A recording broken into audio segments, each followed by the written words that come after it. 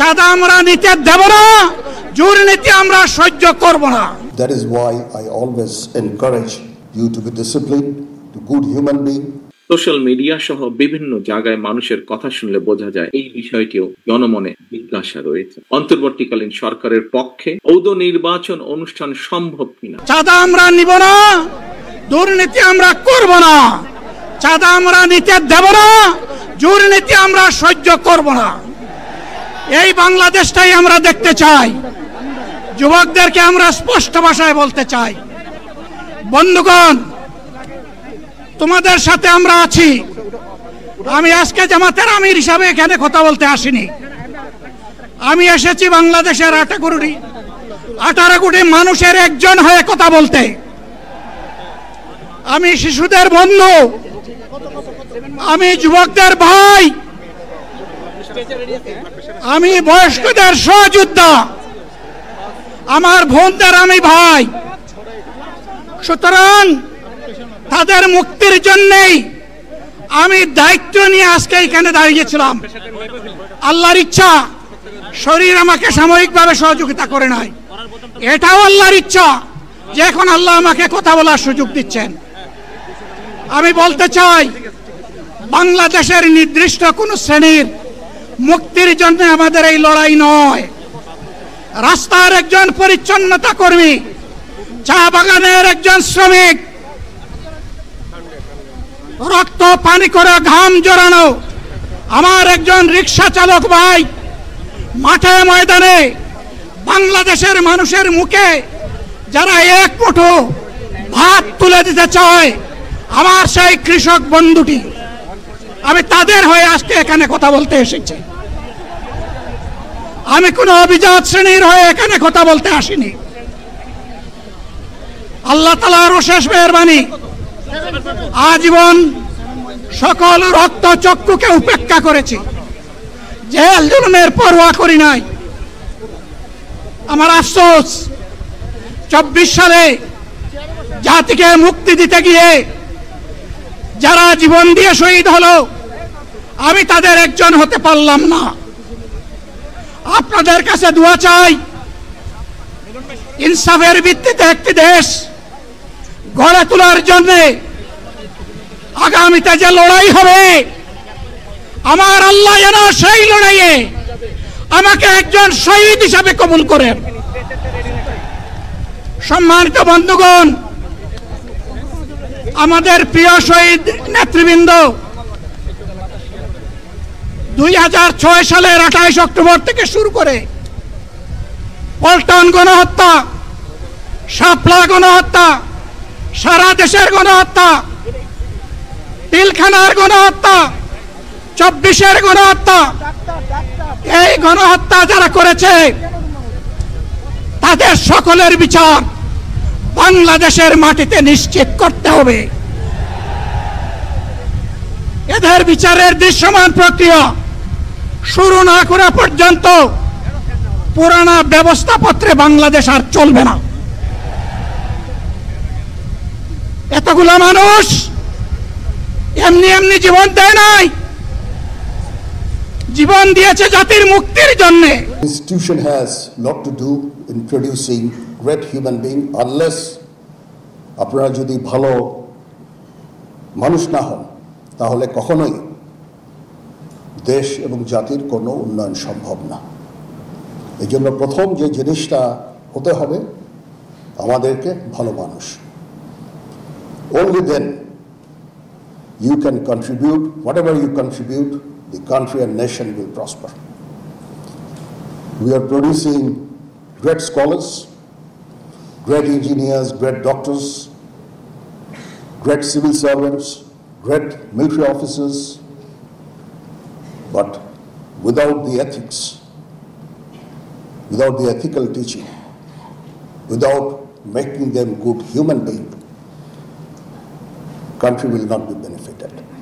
That is why I always encourage you to be disciplined, to good human being, and of course, with your intellect, you will be great engineers, great citizen of this country. These Forum has served as a platform of fostering interdisciplinary dialogue, technological development, and inspiring novel approaches to real-world challenges.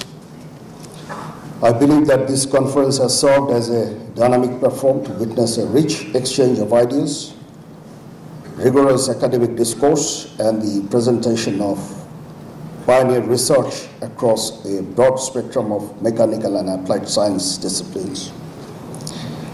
It will surely help you to learn new things and build new connections and feel more inspired in years to come. To the delegates, researchers, and contributors, your presence here has added immense value to this event. Your dedication to advancing knowledge and willingness to engage in constructive dialogue are deeply appreciated. I hope your experience in MIST has been intellectually enriching and enjoyable. We hope to welcome you again in future. To the students and emerging scholars, I encourage you to keep pushing boundaries, remain curious, and stay committed to innovation. Conferences like this are stepping stone in your academic and professional journey. You must take full advantage from the experience that you have gathered from this forum. Social media সহ বিভিন্ন জায়গায় মানুষের কথা শুনলে বোঝা যায় এই বিষয়টিও জনমনে জিজ্ঞাসা রয়েছে। অন্তর্বর্তীকালীন সরকারের পক্ষে ঔদ নির্বাচন অনুষ্ঠান সম্ভব কিনা কোনো মহল থেকে এমন ধরনের প্রশ্ন উপস্থাপন বিচ্ছিন্ন বক্তব্য হিসেবে বোধহয় দেখার আজ কোনো সুযোগ নেই। অন্তর্বর্তীকালীন সরকারের সম্ভাব্য প্রতিশ্রুতির সময় জাতীয় নির্বাচন অনুষ্ঠান নিয়ে কেউ সময় ক্ষেপণ করতে চাইছে কিনা এ ব্যাপারেও সজাগ দৃষ্টি রাখার জন্য আমি জনগণের প্রতি, গণতান্ত্রিক রাজনৈতিক দলগুলোর প্রতি, আন্দোলনরত দলগুলোর প্রতি, সকলের প্রতি জানাই আহ্বান। একই সঙ্গে অন্তর্বর্তীকালীন সরকারের প্রতি আহ্বান, পরিস্থিতি নিয়ন্ত্রণে আরো স্বচ্ছ এবং সাহসী ভূমিকা রাখুন। বাংলাদেশের গণতন্ত্রে বিশ্বাসী জনগণ আপনাদের পাশে থাকবে। গণতন্ত্রে বিশ্বাসী রাজনৈতিক দলগুলো আপনাদের পাশে থাকবে যদি আপনাদের ভূমিকা আরো স্বচ্ছ এবং সাহসী হয়। প্রিয় সম্মানিত শিক্ষক, শিক্ষার্থীবৃন্দ, এবার আমি দেশের শিক্ষার্থী এবং তরুণ তরুণীদের উদ্দেশ্যে সংক্ষেপে দু একটি কথা বলতে চাই। আজকের তারুণ্যই আগামীর বাংলাদেশ। ছাত্র তরুণরা অবশ্যই রাজনীতি করবে, রাজনৈতিকভাবে সচেতন থাকবে। ছাত্র তরুণদের সাহসী অংশগ্রহণ ছাড়া বিশ্বের কোনো দেশেই স্বৈরাচার কিংবা ফ্যাসিবাদের বিরুদ্ধে বিপ্লব বা গণ অভ্যুত্থান সফল হওয়ার উদাহরণ খুবই বিরল। তবে রাষ্ট্র পরিচালনার জন্য আপনাদেরকে সবার আগে জ্ঞান, বিজ্ঞানে, মেধা, মননে, প্রজ্ঞা, অভিজ্ঞতায় আরো সমৃদ্ধ হতে হবে।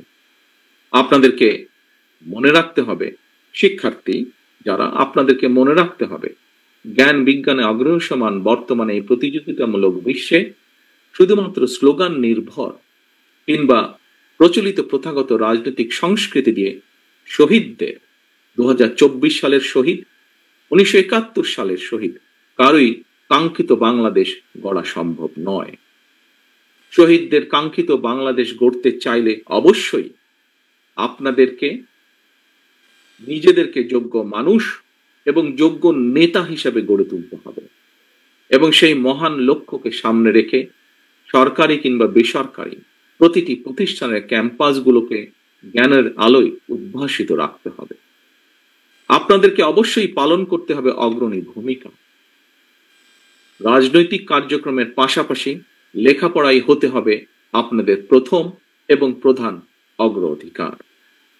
সম্মানিত উপস্থিতিবৃন্দ, আমি এখন যে কথাটি বলতে চাই এটি আপনাদেরকে, যারা আমার সামনে উপস্থিত আছেন, আপনাদেরকে, আপনাদের মাধ্যমে বাংলাদেশের মানুষকে, এখানে উপস্থিত মিডিয়া কর্মী ভাইরা যারা আছেন, আপনাদের মাধ্যমে সমগ্র বাংলাদেশের মানুষের সামনে আমি দুইটি কথা বলতে চাই। এখন জাতীয় নির্বাচন আসন্ন। বাংলাদেশের গণতন্ত্রকে প্রাতিষ্ঠানিক রূপ দেওয়ার লক্ষ্য অর্জনের ক্ষেত্রে আমাদের জাতীয় জীবনে আসন্ন জাতীয় নির্বাচনের ব্যাপক গুরুত্ব রয়েছে। সুতরাং আপনাদের, আমাদের সকলের কোনো আবেগ তাড়িত কিংবা ভুল সিদ্ধান্তের কারণে রাষ্ট্র রাজনীতিতে ভবিষ্যতে আর যাতে কোনো চরমপন্থা কিংবা ফ্যাসিবাদ পুনর্বাসিত হওয়ার সুযোগ না পায়, সে ব্যাপারে আপনাদেরকে তথা সমগ্র দেশবাসীকে সতর্ক এবং দায়িত্বশীল ভূমিকা পালন করতে হবে। সম্মানিত উপস্থিতিবৃন্দ, সম্মানিত শিক্ষকবৃন্দ, আজকের অনুষ্ঠানের আয়োজকবৃন্দ, মঞ্চে উপস্থিত সম্মানিত নেতৃবৃন্দ, বক্তব্যের শেষে আমি আবারও আল্লাহর দরবারে সকল শহীদদের আত্মার মাগফিরাত কামনা করছি।